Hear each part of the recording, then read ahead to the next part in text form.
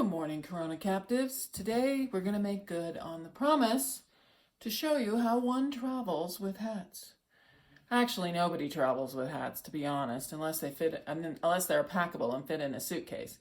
But back in the day, when folks dressed to the nines and drug steamer trunks around, they did actually pack their hats because no ensemble was fully complete without one.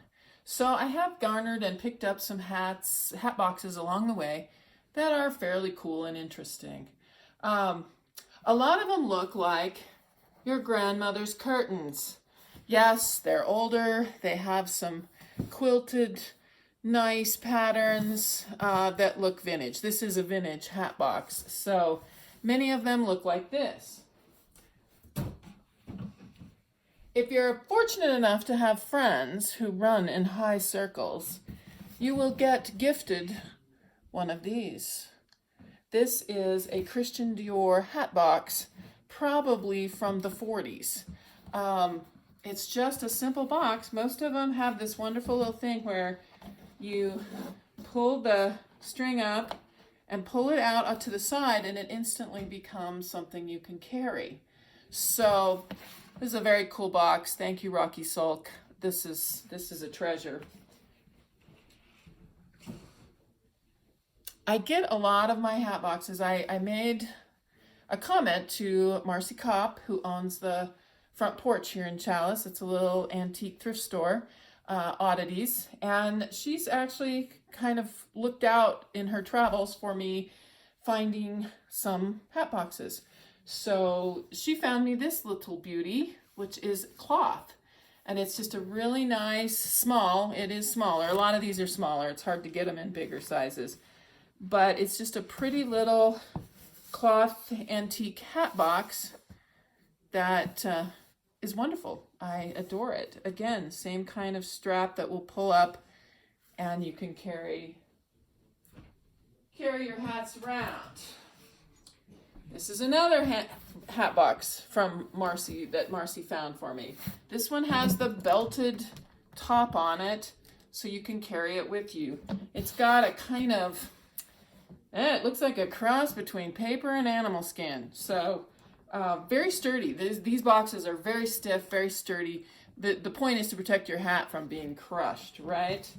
There are no names on any of these hat boxes, so I have no idea. Hats don't come with the box anymore, needless to say, so you do have to buy them separately. A few years ago, I found a company that actually made these kind of raffia boxes. So I bought 3 or 4 of these, and this is what I normally store my hats in, especially the bigger ones. You can see this is a big diameter box. Again, the same kind of pull string.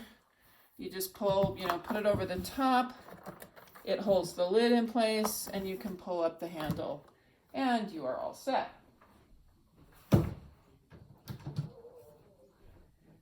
Of course, every once in a while you find a really cool psychedelic box in a funky store, and this one I picked up in Boise somewhere. It's just sometimes people store things other than hats in hat boxes. So the kicker is they just have to be really strong and stiff so they can protect your hat. So that's the excitement of all the hat boxes that I own.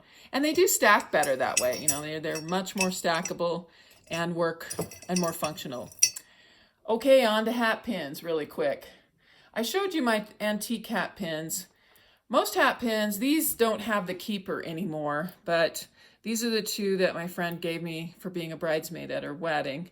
I've sourced these to about the 1920s, and they are long and wicked. I mean, you literally could kill somebody with these.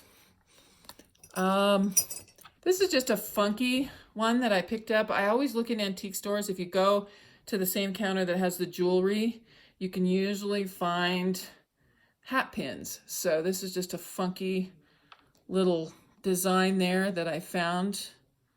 Always looking for things that have the moon on them. There are a lot of glass ones. This is the blue one that I wore when I got married. And many of them have these keepers on them to keep you from poking yourself. So I appreciate that when they come with keepers. Again, another wonderful antique hat pin. A lot of them are just really simple. This one is extraordinarily long. You really had to have a big hat for that one. This one, when I was traveling in Italy, I picked this up. This is Murano glass. And I haven't actually used this one because the bauble is so big and kind of clunky to actually use. And, you know, you can actually still buy these. And occasionally someone who knows that I wear hats will pick up one in a novelty store, and they're fun. I actually prefer this size. They're easier to deal with and easier to get that chunk of hair pulled into. And as always, you can defend yourself with these things. You can whip that hat pin out and go straight to en garde. Okay, so that's today's little bit of accoutrement for the hats. Have a great day, everybody. It's day 21, and it is April the 15th. So, again, hang in there, guard against boredom, and go do something fun. Run laps around the house or something. All right, have a great day, everybody, out there in Corona Captive Land. Bye.